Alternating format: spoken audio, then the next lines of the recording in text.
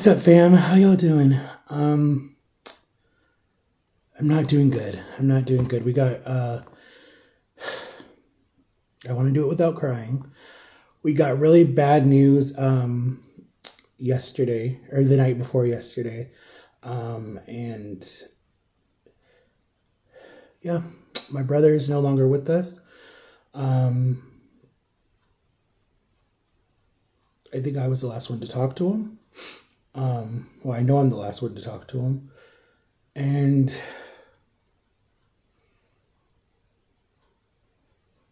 we're just we're shocked. Like mental illness mental illness is scary. It's really scary. It's it's how do I explain it? It's frustrating. It's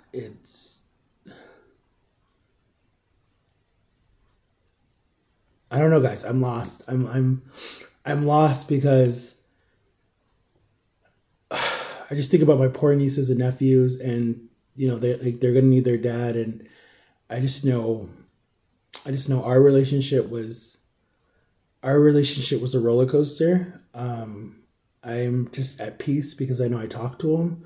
I'm at peace that I know that in 2012 we put away all our differences, all the abuse, all the stuff that happened to me, all the whatever I did that made him be abusive. And I just, I was like, when someone's a victim of abuse, they always feel like it's their fault. If I'm completely honest with you, they always feel like, what did I do to make this person react like that? And what you have to realize when you're in those type of situations, it's not your fault. It's the person's fault. They're sick. They have issues. They're dealing with stuff. And that's how they work. Like that's how they're angry at themselves. And so I don't know. It's hard to explain it, but it's like, we fixed it. We fixed it in 2012, and then it was actually my parents' 40th anniversary, 40 years of marriage, and we all went to some timeshare that they owned on the beach or whatever. And we had fun. We had fun, and my niece was there, the first grandchild. She had to be like 4 or 2. I don't even remember. She's born the same year as my son is, Angel. Um, they were born the same year, 2009. And I was 19. I was 19 at the time when we went to that place. I just went through my whole crap with the court system and everything, and we wanted peace. We wanted peace at that time. But then, cut to my grandma passing away in 2015, and that was the next time we saw him. And the whole family, they came, or no, just he came up. He just came up, and I spent more time with him. I went out to eat junk food. I was at my heaviest. He was helping me walk, exercise, pool, willing to pay me every pound I lost. He's like, bro, if you lose all that weight, I owe you like about $600. Like at that time, money was big. Money was big to me at the time. And like, he was trying to motivate me in everything. He was helping me get out of the relationship I was in. He's like, this is not healthy for you. I don't want you to suffer. He's like, enough is enough. And actually, honestly, he is the reason why I left my ex and was like, like, wake up. It's time to wake up. And then I saw him again in 2017 when my little brother got married. But we kept in touch. We talked here or there, here or there. And then my sister got married in 2018. And I saw him again. He came down. He was a part of the wedding. And we hugged and we talked. And he didn't stay at the house because, he's having... Anyways, but... And then 2020, when I did my surgery and lost all that weight, they called me to check on me when I was in Texas. I think it was like October of that year, like right before Halloween. Or no, it was right before Thanksgiving. It was right before Thanksgiving. And I saw everyone, and everyone was like, he was proud of me. He was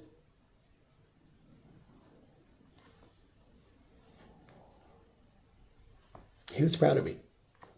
And yeah, this um sorry guys. I've done so much crying yesterday. Like my eyes were so red shot by the end of the day, and I was just like, mental illness is not a joke, guys. It's not a joke. It is one of the biggest things in our nation and in our especially people that are hurting, especially people that are hurting. Mental illness is not a joke. It's not a joke. It's not a joke. I'm not going to get into details because that's family private business, but I'm just telling you guys, my family needs prayer. My family needs to be lifted. My family needs to be my family just needs help. We're all grieving. We're all grieving. My parents have now lost one of their second born children. He was the second oldest. We were a family of 6, and now we're a family of 5. And in spirit, yes, he's still there. In our hearts, he's still there. Um, I'm thankful that he reached out to me. I'm thankful that I reached out to him. I'm thankful that I had a conversation with him. I'm thankful that he seemed, he was, and I don't know why it didn't click in my brain because I had my own little flare up like 2 weeks ago where I was done. I didn't want to even be on this earth anymore. And for some reason, I was like, Matthew, you got to think about your son who just lost his mother. That's a selfish thought, to be like, I want to be out of pain. So all I care about is myself being out of pain. And you don't think about the people that are literally hurting, and you would add more pain to them. And I'm like, just selfishly, I was like, I don't know. In my mind, I'm like, heck no, I can't do that to that child. Like, no, no, there's no way. There's no way. Um, yeah, there's no way. There's no way. Like, we're locked in for life. We talk about stuff. We will talk about the hard things. He's like, Dad, don't leave me. He's like, and now if it's an illness or something, then he's like, I'm not going to be mad at you because, you had no choice. But he's like, I'll be hurt and I'll be hurting for a long time. And I'm worried about him because, yeah, I'm like, I can't. So it just kills me because I'm like, I know he was hurting. I know my brother was hurting. And I'm just like, I'm torn because I spent so much time with my sister in DC, but I was like, dang it. Like something kept telling me to get to Ohio, get to Ohio, get to Ohio. And I couldn't, I don't know. I just, and I'm home alone. My parents had to fly out to up there, and my my brother and my sister-in-law, but I just call her my sister, and my niece, they came over and had dinner with me yesterday. I went out with a friend. John was supposed to come this morning. I have an interview with Disney this morning. I start my job at Cover's on Saturday. The funeral is Saturday. I mean, I have so much stuff going on that I'm like, oh my God, how am I going to process this? And it's like, I lost my grandpa. A month later, I lose my ex-girlfriend, or just my girlfriend, for the same exact thing that happened to my brother. And I'm like, I mean, there's different things, but just I'm I can't watch nothing sad. I can't listen to nothing sad. I can't look at family pictures. I don't know, I'm just numb. I'm numb. I'm so numb. I'm so like, and I don't want to be selfish because it's like, who cares what you think? It's like, I'm worried about my nieces and nephews and my sister-in-law. And I'm like, that's where my heart is. I'm like, who cares what you think? Like, you don't even matter right now. It's like, there's babies that are grieving, and there's a wife that is grieving, and there's my parents and my family and people that, I don't know. I'm hurting, guys. I'm hurting. I'm numb. I'm numb. I honestly can say I'm numb. I was begging God. I was begging God. I said, God, I can't take any more heartache. And he's like, yes, you can. He's like, yes, you can. You're very strong. I'm not. I'm not. I'm not strong. I'm not strong at all. I'm not. I'm falling apart, like literally piece by piece. Like, I didn't even sleep last night. I had the biggest headache. My whole body just felt like I got hit by a truck. And my sister and my aunt and all them were like, Matthew, it's emotions. You're going through emotions. It's gonna happen. You know, I'm like, my poor parents that just,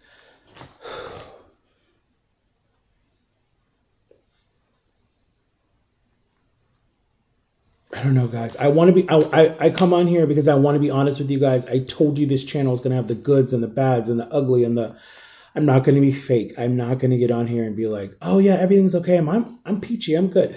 Heck no, that's not me. That's not me. I'm raw. I'm open. I tell you guys what's going on, and I'm like, I gotta share this with my YouTube family, my social media people. I mean, I put it on Instagram, I put it on TikTok, and I've the inpouring of a love that I've seen for people just like, I'm sorry for your loss, like I'm here for you, like, total strangers.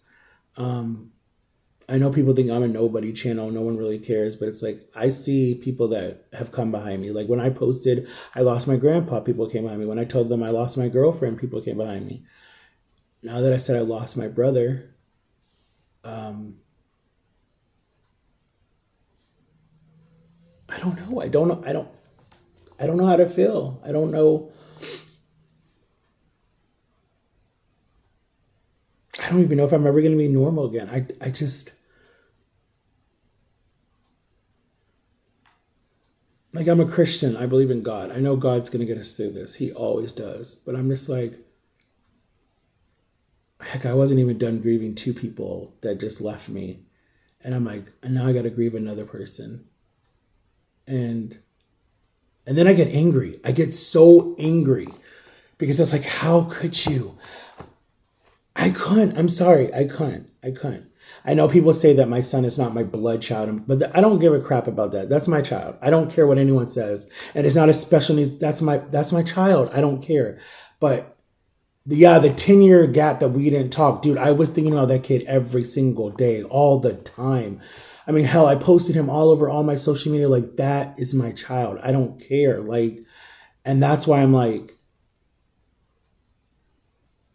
when you do stuff because you're in so much pain and you don't think about the aftermath of that, the people who you're going to hurt, the people who are going to suffer, the people that are going to be, was it my fault? Am I the cause of this? What happened? Like, whose fault is it? You're gonna have pain. You're gonna have people that are just, yeah. You're just gonna have people that are like hurting. People that are like, could I have done something different? Could I have stayed on the phone longer? Could I have flown up there right away and been like, oh my God, I don't know. But I honestly can say I thought I was the one in this family to do that. I never saw that from anyone else.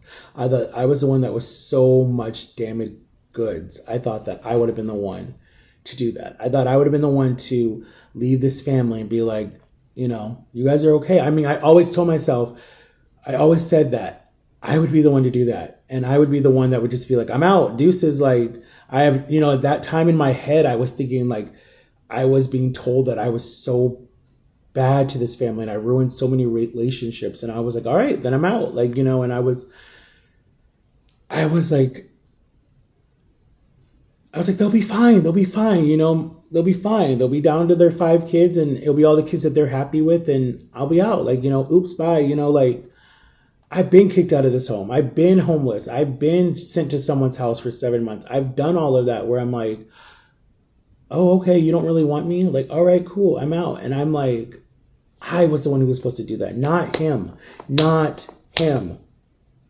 He was smart. He was intelligent. He was creative with his hands. Like, dude, he could make a creature, any type of creature, out of a bunch of wired hangers. Any type of creature. He made a tree of life for my grandmother's funeral because we did a celebration of life, and the tree was gorgeous. It was like this all white tree that you would see in like some type of like sci-fi movie or some type of like Harry Potter or Lord of the Rings, whatever, and put all her little pictures around the tree. And everyone was amazed by that. Like, he did it literally in like 24 hours. Like, it was, or maybe a week, but it was like, he was so crafty with his hands. And I'm so mad at myself that I wasn't in my own place, my own apartment, whatever, so he can make something for me. Like, I'm just like, life is, it's like, I got to get my crap together. And then I'm like, my nieces and nephews are gonna need a father figure in their life. They're gonna need someone that they can look up to and talk to. And I'm like, I have to be that. I like 100% have to be that. And I'm that for my sister and her two boys. It's like I have to be that. Me and my dad and my other two brothers that are left, we have to put away all our differences and be up there for those kids, because those kids are gonna be hurting for a long time. It don't matter about any anger. It's like cut the crap. It's like we have children now that I know my brother would want us to take care of. I know he would, 100%. And his wife, 100%. I know that. So, but I will try to do a part 2 for you guys tomorrow or Saturday. But I have to hurry up because I have a 9 o'clock interview with Disney, and it's only for 15 minutes. And I thought Jama was coming, but she's not here, so I don't know. She's having issues too, guys. Pray for Jama. Pray for my family. Pray for me. I just feel so empty right now inside, and I'm so thankful for all the people that have reached out and stuff like that. But I'm just like, I'm angry. I'm frustrated. I'm at shock. I don't understand why. I felt like I was the one going to be that person, and you just always check on your loved ones, guys. You never know who's hurting. You never know who is hurting. And society says that the ages of, I don't know if it's from 22 to 40, the rate is very high for that, what happened. I got to be careful with what I say on my YouTube videos now. But yeah, and then September is that awareness month too. And it's so like, wow. So I love you guys, and I will check in with you guys when I can again. Okay. But yeah, please pray for our family, and whoever watches this, like if you guys are hurting, please comment below. I will pray for you, and I will be here. And I love you guys. I love having this platform. So thank you, and I'll talk to you guys later. Bye bye.